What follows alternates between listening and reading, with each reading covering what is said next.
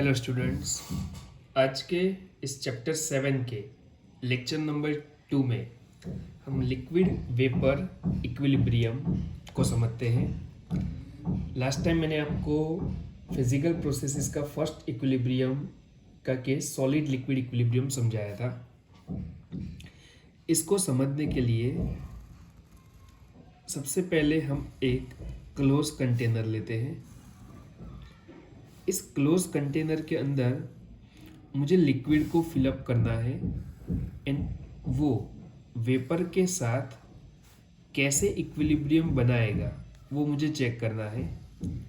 तो सबसे पहले मेरा टास्क क्या रहेगा कि इसके अंदर जो वेपर हो उसको निकाल देना, क्योंकि जीरो वेपर वाला हमें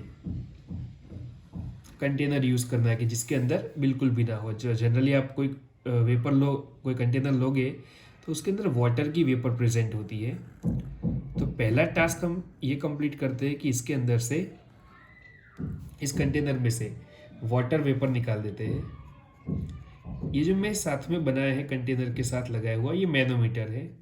ये सब्सटेंस के प्रेशर को मेजर करेगा। अंदर जो भी सब्सटेंस रखेंगे उसकी वजह से कंटेनर के अंदर क्या प्रेशर जनरेट होता है वो इस मैनोमीटर के ऊपर, ये जो Hg इसके अंदर मर्क्यूरी भरा हुआ होता है, इसके लेवल के ऊपर से हम चेक कर सकते हैं। सबसे पहला टास्क मैंने क्या बताया, तो इस कंटेनर के अंदर जो ऑलरेडी वाटर की वेपर है उसको मैं रिमूव कर देता हूँ ताकि वो कैलकुलेशन में कोई इंटरफेयर ना करे, जिसके लिए मैं इसके अंदर एनहाइड्रस कैल्शियम क्लोराइड CaCl2 एक प्लेट में रख के अंदर भर देता हूँ। अब इससे होगा क्या, तो एनहाइड्रस कैल्शियम क्लोराइड जो है इसकी प्रॉपर्टी होती है हाइग्रोस्कोपिक। हाइग्रोस्कोपिक यानी कि वो एटमॉस्फेयर में जितना भी मॉइस्चर है वो अपने अंदर एब्जॉर्ब कर लेगा। तो इस कंटेनर के अंदर जितनी भी वाटर वेपर होगी वो पूरी की पूरी इस कैल्शियम क्लोराइड के अंदर आ जाएगी। हम ऐसा क्यों करते हैं, क्योंकि हम यहाँ पर लिक्विड वेपर इक्विलिब्रियम का स्टडी करने वाले हैं। तो इसके अंदर हमारी जो वेपर बने उसके अलावा कोई भी वेपर नहीं होनी चाहिए। इसके लिए सारी वेपर हमने इस कैल्शियम क्लोराइड कंपाउंड के अंदर एब्जॉर्ब करा ली। जब हम एब्जॉर्ब कराएंगे तब इनिशियली इसका प्रेशर थोड़ा सा डिक्रीज होगा, क्योंकि अंदर से वेपर चली गई तो अंदर कुछ प्रेशर नहीं रहेगा, तो इनिशियली थोड़ा सा डिक्रीज हो जाएगा। अब समझो अब क्या करना है, तो इसके अंदर एक डिश के अंदर या फिर वॉच ग्लास के अंदर वाटर को रख दो। अंदर एक डिश के अंदर वाटर को रख दो, डिश ऑफ वाटर। देखो पहले अंदर जो वेपर थी उसको तो आप निकाल चुके, ठीक है, मतलब ये पूरा क्लीन विदाउट मॉइस्चर वाला कंटेनर है। अब ये वाटर अंदर रखने के बाद होगा क्या, तो थोड़ी देर के बाद इसके अंदर वेपर फॉर्म होना स्टार्ट हो जाएगी। मतलब वाटर आपने जो अंदर लिक्विड फॉर्म में फिलअप किया था वो गैसियस पार्टिकल बनाना स्टार्ट कर देगा।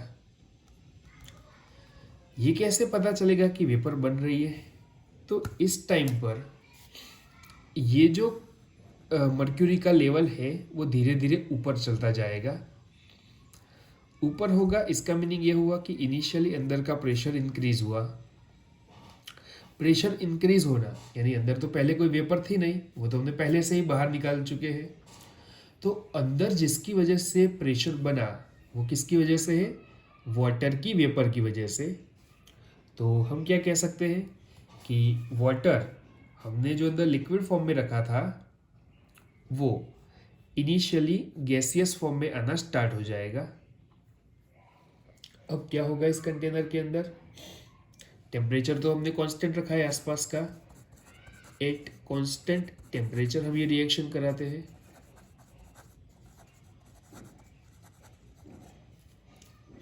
एंड जैसे ही ये प्रेशर सडनली इंक्रीज होता जाएगा, यहाँ पर वेपर का अमाउंट बढ़ता जाएगा। एक स्टेज ऐसा आएगा कि यहाँ पर प्रेशर की वैल्यू कांस्टेंट हो जाएगी।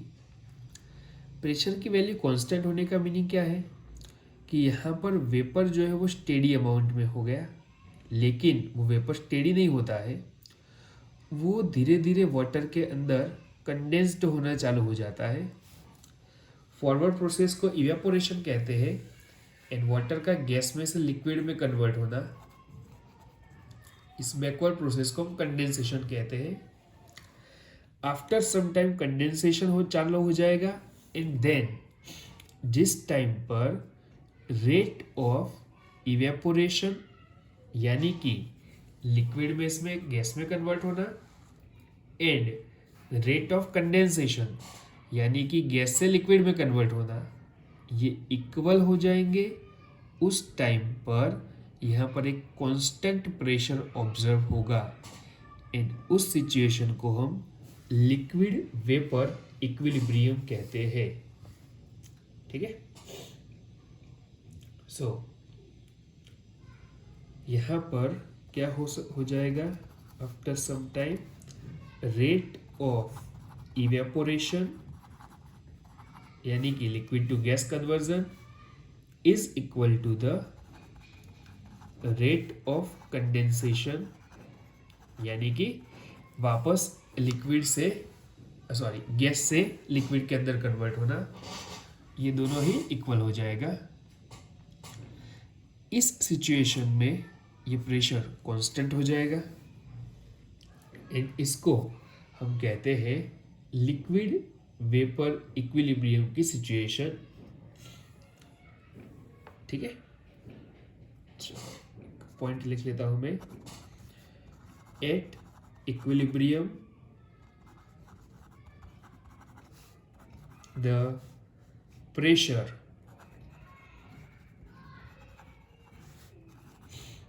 exerted by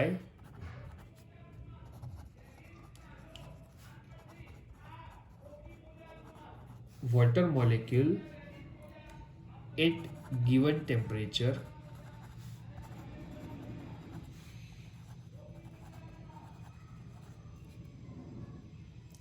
remains constant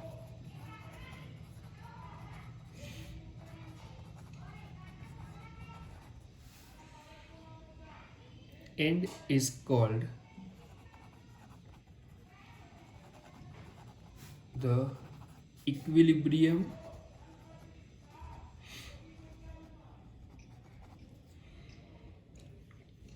vapor pressure of water।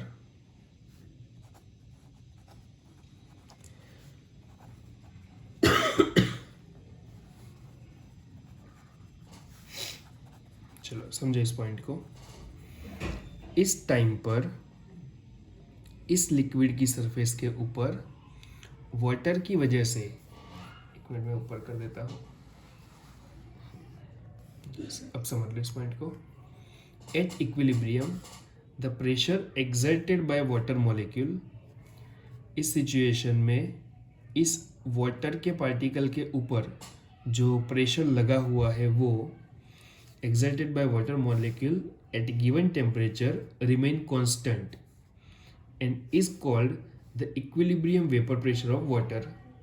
इस टाइम पर कांस्टेंट टेम्परेचर पर इस वेपर की वजह से इस सरफेस के ऊपर जो प्रेशर लगा होगा उसको हम कहते हैं vapour pressure of that liquid. यहाँ पर हमारा वाटर है तो हम कहेंगे वेपर प्रेशर ऑफ वाटर। लेकिन हाँ, एक फैक्टर समझ लो कि अगर यहाँ पर हमने टेम्परेचर मान लो कि इंक्रीज किया, फिलहाल कांस्टेंट है, लेकिन अगर टेम्परेचर को इंक्रीज किया तो वेपर प्रेशर पर क्या इफेक्ट ऑब्जर्व होगी।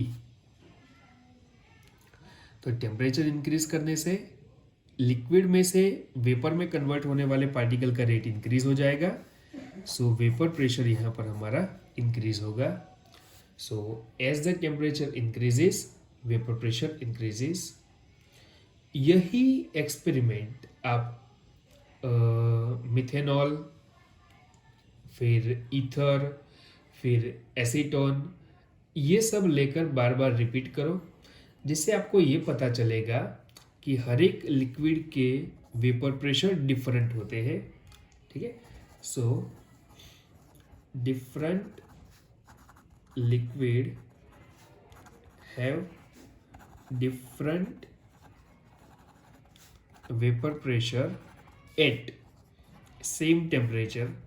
बाहर का टेम्परेचर कांस्टेंट रखो, इतना ही, और अलग अलग substances low, alcohol low, acetone low, ether low, and उसके वेपर प्रेशर को चेक करो तो उसका मैग्नीट्यूड डिफरेंट होता है। हाँ, जिसका वेपर प्रेशर ज़्यादा होगा उसको हम मोर वॉलेटाइल कहेंगे।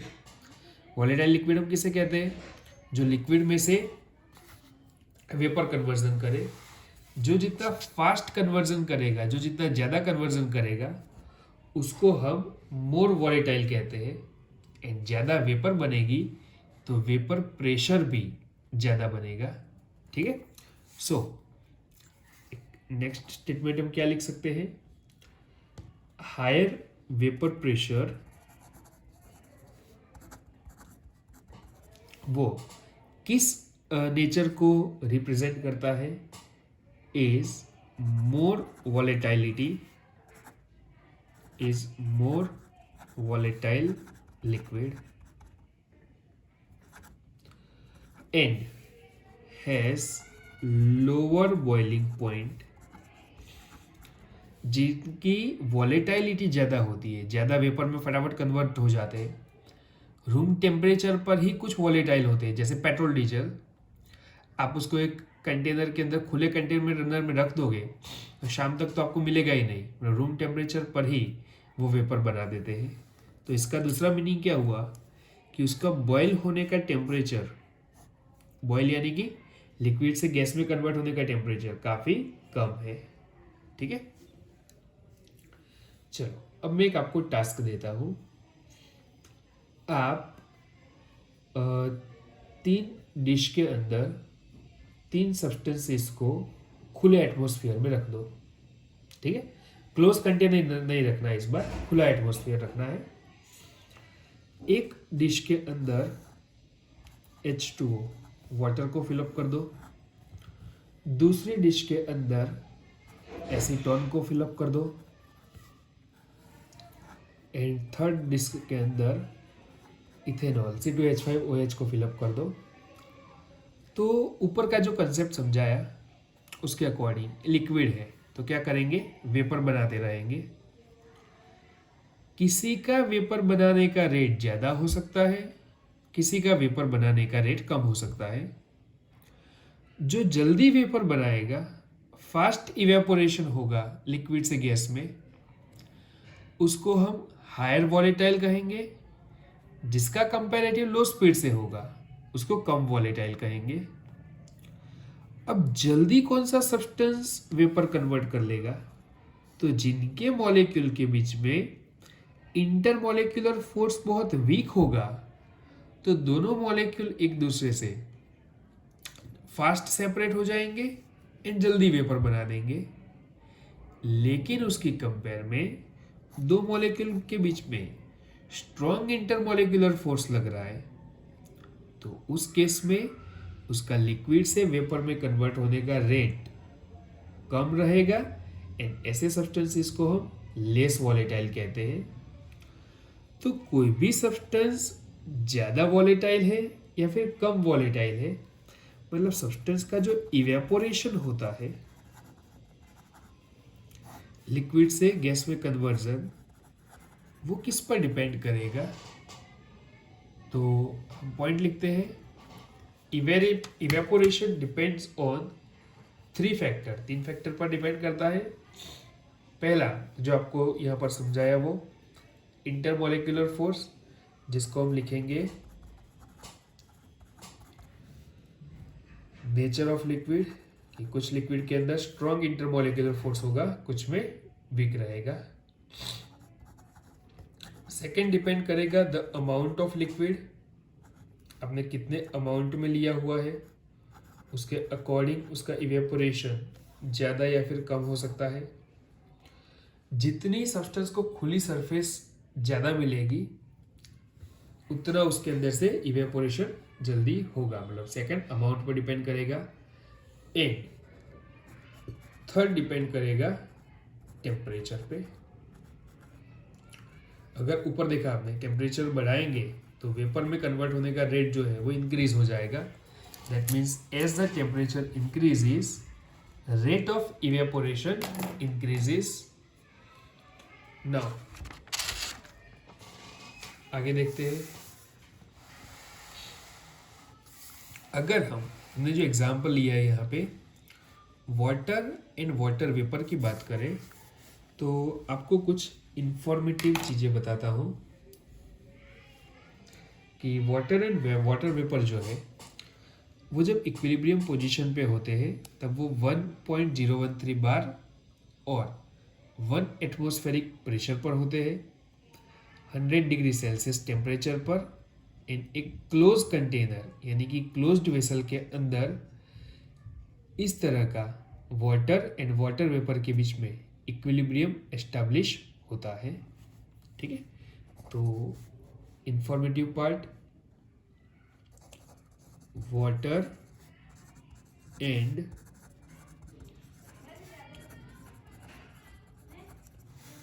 Water vapour are in equilibrium position at 1 atmospheric pressure, या फिर जिसको हम कहेंगे at 1.013 bar pressure, that is the STP condition, and at standard pressure की condition, and at 100 degree Celsius temperature in a necessary condition क्या है कि हमारा कंटेनर क्लोज होना चाहिए, and in a closed vessel. ठीक है,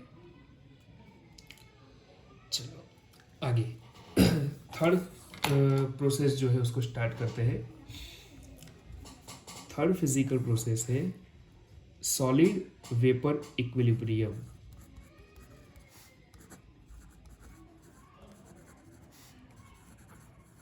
पहले के दो समझाने के बाद यह बहुत इजीली समझा सकते हो, सिर्फ आपको सब्सटेंस का नाम चाहिए। आपको यहाँ पर ऐसा सब्सटेंस लेना है जो सॉलिड से सीधा गैस में कन्वर्ट होता हो। तो हम जो पूजा में कपूर यूज करते हैं कैम्फर, ठीक है, तो कैम्फर सीधा सॉलिड से लिक्विड में कन्वर्ट होता है, सॉलिड से वेपर में कन्वर्ट होता है।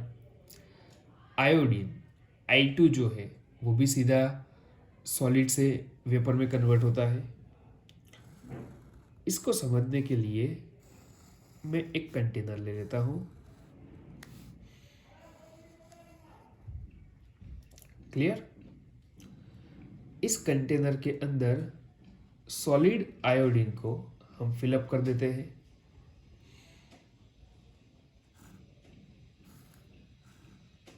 ये सॉलिड पीस है आयोडीन का। हम इस कंटेनर के अंदर थोड़े टाइम के बाद देखेंगे तो इसके अंदर वायलेट कलर की वेपर बनती जाएगी।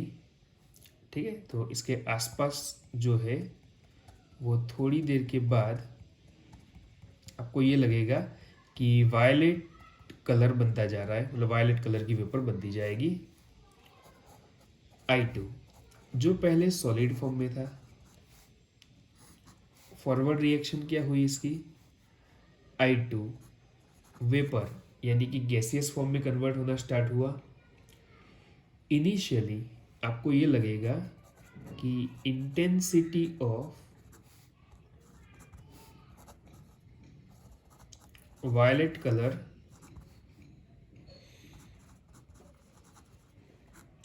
इंक्रीज होती जाएगी। आफ्टर सम टाइम ये वायलेट कलर की जो इंटेंसिटी है वो कांस्टेंट हो जाएगी।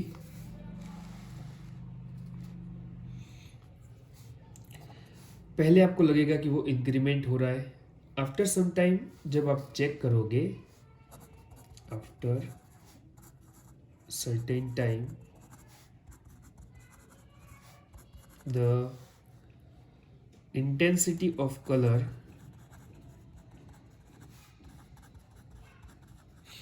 becomes constant.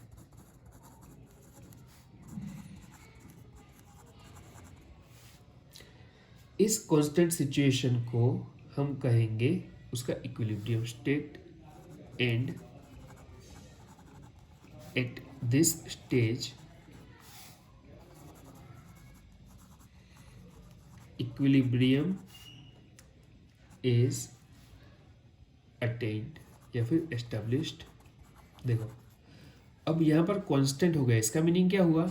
ऐसा नहीं है कि आयोडीन सॉलिड ने वेपर बनाना बंद कर दिया, लेकिन यहाँ पर बैकवर्ड रिएक्शन भी हो गया होगा, यानी कि गैस के पार्टिकल फिर से सॉलिड में जाना स्टार्ट हो गए होंगे, and after certain time solid से गैस में आने का एंड गैस से सॉलिड में आने का रेट इक्वल हो चुका होगा, एंड इस इक्वल रेट पर इंटेंसिटी ऑफ कलर जो है वो क्या हो गई होगी? कांस्टेंट। एंड इस सिचुएशन को हम क्या कहते हैं? Solid vapour equilibrium. क्लियर? इसके अलावा दूसरा एग्जांपल कैम्फर का है। कैम्फर पूजा में यूज़ करते हैं, वो ऑलवेज रैपर के अंदर पैक होता है। अगर उस रैपर को आप खोल देते हो तो तुरंत ही कैम्फर जो है वो सॉलिड के अंदर से कौन से वेपर में कन्वर्ट हो जाएगा। अगर आप इस कैम्फर को एक क्लोज कंटेनर के अंदर रख देते हो तो खुला करके, तो वेपर से वापस वो सॉलिड बनाएगा एंड क्लोज कंटेनर के अंदर ही उसमें इक्विलिब्रियम एस्टैब्लिश हो जाएगा। ठीक है, तो ये है case third, solid vapour equilibrium का।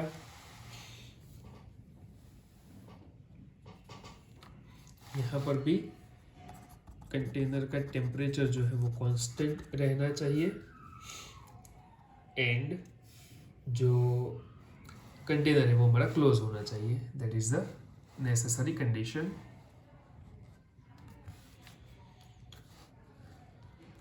चलो आगे next.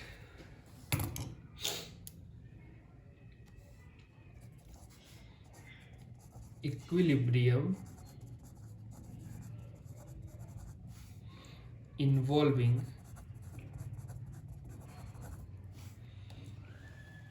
dissolution of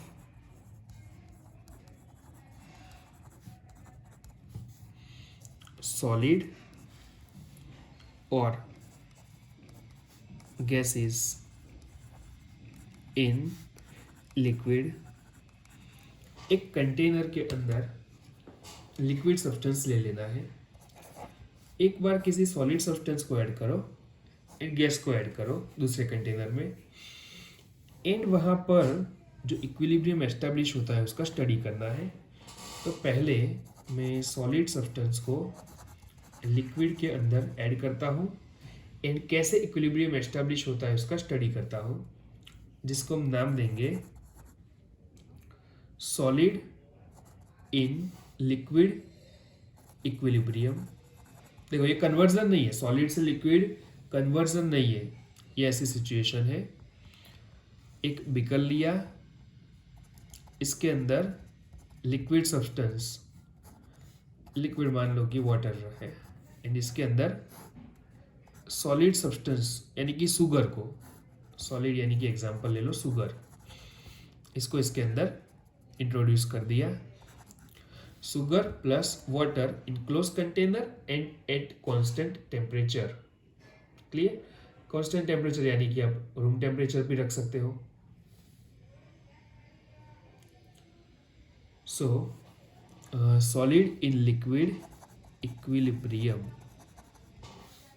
at constant temperature। अब एक कंटेनर लेकर इसके अंदर लिक्विड वाटर फिलअप करके अंदर आप जैसे ही शुगर ऐड कर दोगे वो बन क्या जाएगा? तो वो फॉर्मेशन हो जाएगा शुगर सॉल्यूशन का। ठीक है, अब एक चीज़ मैं आपको रियलाइज़ कराता हूँ। आप लोगों ने घर में लेमन जूस बनाया होगा। लेमन जूस बनाते वक्त आप एक कंटेनर के अंदर या बीकर के अंदर शुगर डाल के जब वाटर के अंदर उसको डिसॉल्व करना स्टार्ट कर देते हो, पानी एंड शुगर को मिक्स करके, तो एक टाइम ऐसा आता है कि शुगर ऑलमोस्ट डिसॉल्व हो चुका होता है, फिर हम लेमन डालते हैं एंड लेमन जूस बनाते हैं। लेकिन जब आप डिसॉल्व करते हो तब आपने एक चीज़ नोटिस की होगी कि शुगर 100% डिसॉल्व नहीं होता है, उसके नीचे थोड़े थोड़े क्रिस्टल रह जाते हैं। शुगर के क्रिस्टल कभी आपने ऑब्जर्व किए होंगे, पीसेस छोटे हो गए होंगे शुगर के, लेकिन कुछ छोटे छोटे पीसेस रह जाते हैं। अब यहाँ पर डेफिनेशन आती है सबसे पहले तो सैचुरेटेड सॉल्यूशन की। लिक्विड को जितना चाहिए उतना आप सॉल्यूट ऐड कर देते हो। सॉल्यूट अगर आपका इनफ अमाउंट में डिसॉल्व हो जाता है, एक ऐसी सिचुएशन आती है कि आप फर्दर शुगर को अंदर डिसॉल्व नहीं कर सकते, उस सिचुएशन को हम सैचुरेटेड सॉल्यूशन कहते हैं। इस सिचुएशन में शुगर का सॉल्यूशन बन चुका है, लेकिन शुगर यहाँ पर दो पार्ट में है, एक डिसॉल्व्ड शुगर भी होगी एंड दूसरी अनडिसॉल्व्ड शुगर भी होगी। आपको जो नीचे उसके पीसेस मिल जाते हैं शुगर के छोटे छोटे, that is called undissolved sugar, and बाकी का शुगर वाटर के अंदर डिसॉल्व होकर शुगर सॉल्यूशन बना चुका है। दूसरी शुगर रहती है इस सैचुरेटेड सॉल्यूशन में, शुगर जब सॉलिड फॉर्म में एग्जिस्ट करता है। नाउ अब यहाँ पर इक्विलिब्रियम एस्टेब्लिश होता है। कैसे? इसके अंदर क्या बना हुआ है, तो सैचुरेटेड सॉल्यूशन ऑफ शुगर, पहले शुगर था लेकिन डिसॉल्व होकर अब क्या हो गया, saturated solution of sugar plus इसके साथ अंदर क्या प्रेजेंट है, अनडिसॉल्व्ड शुगर। अब ध्यान से सुनना, इस टाइम पर डिसॉल्व्ड शुगर का अनडिसॉल्व्ड शुगर यानी कि शुगर के जो क्रिस्टल बने हुए हैं उसमें जाने का रेट एंड सॉलिड शुगर का शुगर सॉल्यूशन में आने का रेट इक्वल हो जाता है। इस सिचुएशन को हम सॉलिड इन लिक्विड इक्विलिब्रियम कहते हैं। क्लियर है? सो इस सिचुएशन में क्या हुआ होगा, तो the rate of dissolution of sugar ये इक्वल हो गया होगा rate of crystallisation of sugar. ठीक है, एंड अंदर इक्विलिब्रियम एस्टैब्लिश हो गया होगा। अब पता कैसे चला, ऐसे देखते हैं तो ऐसा ही लगता है कि शुगर तो जो है वो हमारा एज इट इज है, और अब जब लेमन जूस बनाते हो तो ऐसा दिखेगा कि शुगर के क्रिस्टल तो एज इट इज है। तो हमने इसके लिए एक प्रैक्टिकल किया, इसके लिए हमने रेडियो एक्टिव शुगर का यूज किया। इस इक्विलिब्रियम कंडीशन में मैं बाहर से इस कंटेनर के अंदर कुछ रेडियो एक्टिव शुगर के पीस डाल देता हूं। अब होगा क्या, शुगर का काम तो शुगर सॉलिड जो था उसका काम तो लिक्विड में कन्वर्ट होना है। तो आफ्टर सम टाइम हुआ क्या, जो रेडियो एक्टिव शुगर डाला था हमने, वो radio active sugar sugar solution के अंदर कन्वर्ट होता गया। ठीक है, फिर हमने कंसंट्रेशन चेक किया तो थोड़े टाइम के बाद शुगर सॉल्यूशन में एंड शुगर जो सॉलिड फॉर्म में था उसमें उन दोनों का कंसंट्रेशन जो है उसकी वैल्यू कांस्टेंट मिली। मतलब कि the ratio of radio active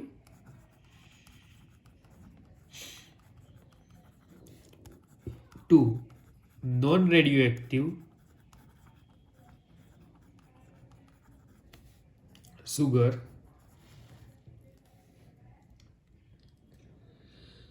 in the solution increases till it attain constant value.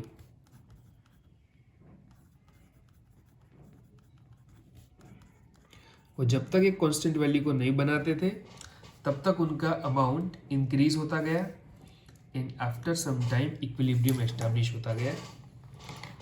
अब ये इम्पोर्टेंट क्यों है? तो अगर आप ये मानते कि शुगर के क्रिस्टल एज इट इज रखे हुए हैं, ठीक है, तो ये आपने जो बाहर से रेडियो एक्टिव शुगर ऐड किया वो लिक्विड में जाता ही नहीं. लेकिन हुआ क्या? रेडियो एक्टिव शुगर सॉल्यूशन के अंदर गया. आफ्टर सम टाइम ये sugar solution radio active sugar के अंदर कन्वर्ट होगा एंड इन दोनों का रेट आफ्टर सम टाइम एक कांस्टेंट वैल्यू बना देगा. ठीक है, यानी कि यहाँ पर फॉरवर्ड एंड बैकवर्ड रिएक्शन दोनों होते हैं. वो समझने के लिए हमने रेडियो एक्टिव शुगर का यूटिलाइजेशन किया. ठीक है, सो ध्यान रखना है ये डायनामिक इक्विलिब्रियम में होते हैं लेकिन rate of forward and backward is same. So हमें लगेगा कि शायद ये वही पोजीशन पे है. But equilibrium is never static, it is always dynamic in nature. Now second point मैं डिस्कस करता हूं. गैस को लिक्विड के अंदर डिसॉल्व कर देते हैं. चलो इसका कोई प्रैक्टिकल एग्जाम्पल समझ सकते हो तो सोडा वाटर, जो हम सोडा पीने जाते हैं बाहर, उसके अंदर कौन सा गैस डिसॉल्व किया हुआ होता है? CO2 carbon dioxide gas. Even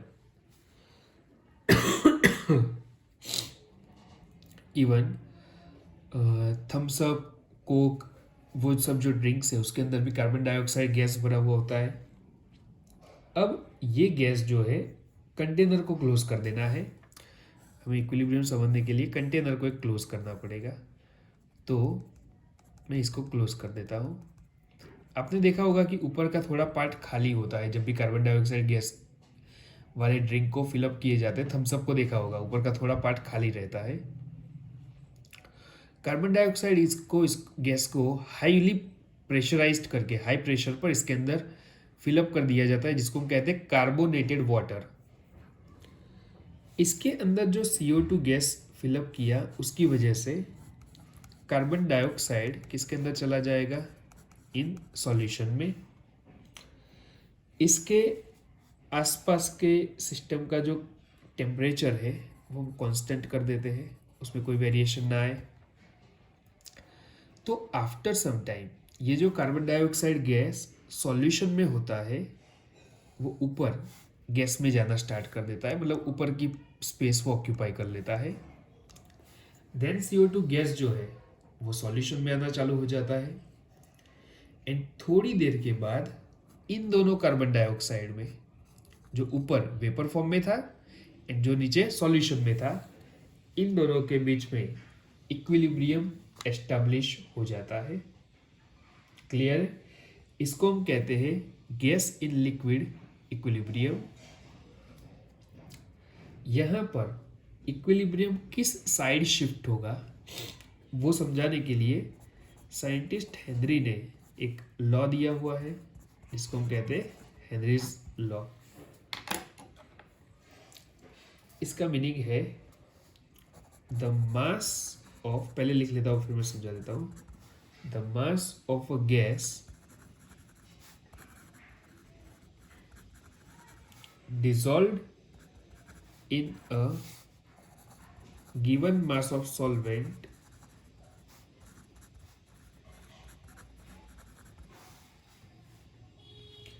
at any temperature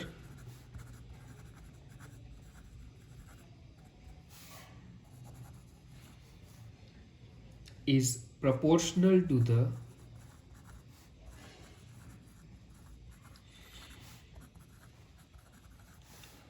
pressure of the gas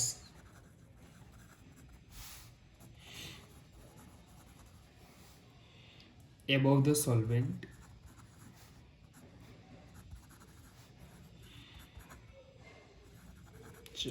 समझो इस चीज को, हेनरीज लॉ को.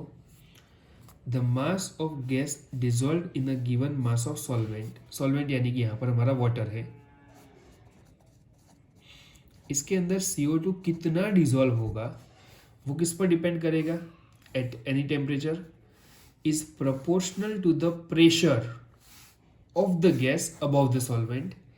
इस सॉल्वेंट के ऊपर कितना प्रेशर बना हुआ है, अगर प्रेशर ज़्यादा होगा तो अंदर गैस ज़्यादा डिजोल्व होगा, एंड अगर प्रेशर कम होगा तो उसका डिजोल्यूशन अंदर कम होगा। ठीक है, इसलिए सोडा वाटर को जब सील किया जाता है तब हाईली प्रेशर पर प्रेशराइज्ड करके सील किया जाता है ताकि अंदर सॉल्युबिलिटी कार्बन डाइऑक्साइड गैस की ज़्यादा रहे। लेकिन जब हम टेम्परेचर इंक्रीज करते हैं, अगर मान लो कि इसका टेम्परेचर इंक्रीज करेंगे तो थोड़ा बहुत CO2 गैस बाहर आ जाता है। तो हम नॉर्मल रूम टेम्परेचर पे अगर थम्सअप को टेस्ट करें तो उसमें CO2 का उतना नेचर नहीं आएगा। लेकिन जब हम टेम्परेचर को डिक्रीज कर देते हैं तो ऊपर का जो गैसियस CO2 है वो इसके अंदर डिजोल्व हो जाता है। इसीलिए हमें कार्बन डाइऑक्साइड का जो एसिडिक नेचर है वो कम टेम्परेचर पर रखे गए थम्सअप एंड कार्बोनेटेड वाटर के अंदर से ये ज़्यादा ऑब्जर्व होता है। ठीक है, अब कुछ तो क्लियर हो गया आपको क्या कहना चाहता है gas in liquid equilibrium. Now कुछ जनरलाइज्ड स्टेटमेंट पे मूव करते हैं। तो पहला हमने समझा सॉलिड लिक्विड इक्विलिब्रियम का एग्जाम्पल। इसके लिए टेम्परेचर एंड प्रेशर क्या होने चाहिए वो हम समझते हैं। तो सॉलिड टू लिक्विड के लिए melting at fixed melting is fixed at constant pressure. ठीक है, कोई एक पर्टिकुलर प्रेशर पर। अब यहाँ पर हमने प्रेशर जो है वो कौन सा ले लिया था, 1 एटमॉस्फेरिक, यानी कि एटमॉस्फेरिक प्रेशर। यहाँ पर हमने कंसेंट्रेशन में ले लिया था एटमॉस्फेरिक प्रेशर को। ठीक है, तो कांस्टेंट प्रेशर पर हमारा जो सॉलिड है वो लिक्विड के अंदर कन्वर्ट होगा। इस टाइम पर no exchange of heat, this time no exchange of heat, system से सराउंडिंग में कोई भी हीट एक्सचेंज नहीं होनी चाहिए। सेकेंड, जब भी लिक्विड सब्सटेंसेस हमारे वेपर में कन्वर्ट होते हैं, मतलब लिक्विड वेपर इक्विलिब्रियम, तो उसके लिए प्रेशर ऑफ वाटर कांस्टेंट रहता है एट गिवन टेम्परेचर। गिवन यानी कि जो कांस्टेंट टेम्परेचर है। ठीक है, तब जब हमारे कंटेनर का वेपर प्रेशर कांस्टेंट हो जाता था, वो CaCl2 वाला एग्जांपल याद करो, vapour pressure when constant then liquid vapour equilibrium is established. Vapour pressure यानी कि प्रेशर ऑफ वाटर जो है वो कांस्टेंट हो जाएगा at a specified temperature. Third, solid solution equilibrium. Third हमने समझा सॉलिड सॉल्यूशन इक्विलिब्रियम। इसके लिए कंसंट्रेशन ऑफ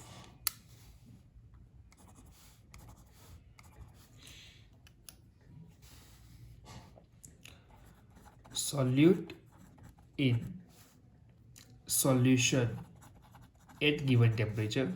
गिवन टेम्परेचर पर जब सॉल्यूट का कंसंट्रेशन कांस्टेंट हो जाता है, concentration of solute in solution is constant eight given temperature. Given temperature पर जब सॉल्यूट का कंसंट्रेशन कांस्टेंट हो जाए तो solid and solution equilibrium establish हो जाता है। एंड लास्ट फोर्थ नंबर का case, gas gaseous solution equilibrium ये कब होता है? तो